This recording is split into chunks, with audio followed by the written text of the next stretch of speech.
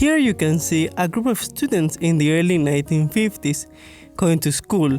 If compared to classrooms nowadays, we don't see many differences other than clothes and hairstyles. The structure of our education system has been the same for 100 years. Students in classrooms are taught in a standardized way in which they are expected to have the same level of speed, understanding and interest for any given subject without taking in consideration the unique differences among them. Since birth, every human has qualities that makes him or she unique and capable of different things depending on their talents. It is important to teach everybody basic knowledge about our world that will be helpful in daily life. However, the curriculum that the students are taught does not always give them the right tools for success in their careers. Knowing how to solve equations, memorizing historical facts, and reading books with all language style can be useful depending on the perspective and interest of the student. It is common to hear that for some of them, this knowledge can be boring and irrelevant, since they don't see the utility or the benefit of learning that information. The truth is that they are partially right.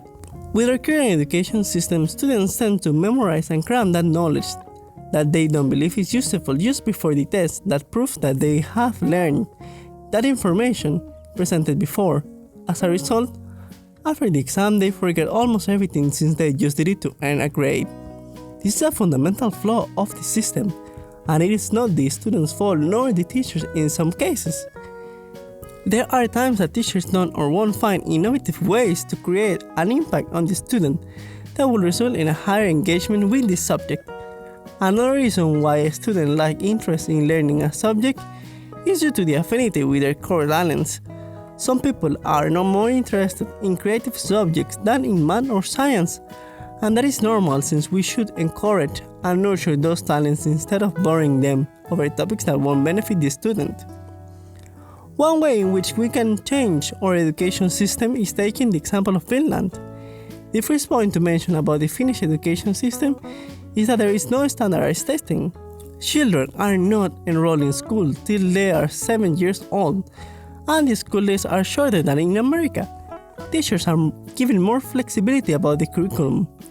They decide what will be the best to study and how to approach the student so he or she can understand the topic, thus avoiding falling behind.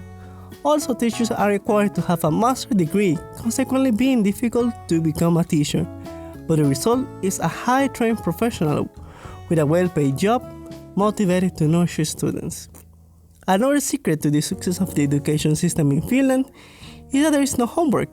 During elementary school, children don't have any homework, only until they reach high school, and even then, it's a minimum amount.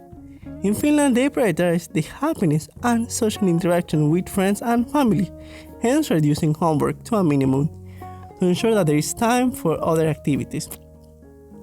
After reaching high school, students are inspired to pursue what they like and to socialize with other teenagers.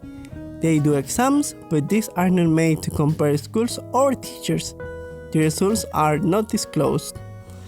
The schools don't compete with each other, and every school receives the same amount of funding through taxes, and can be considered equal in all manners.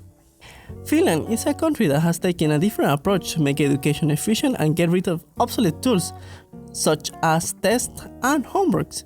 The education system in this country succeeded on implementing these customs, and we can do the same.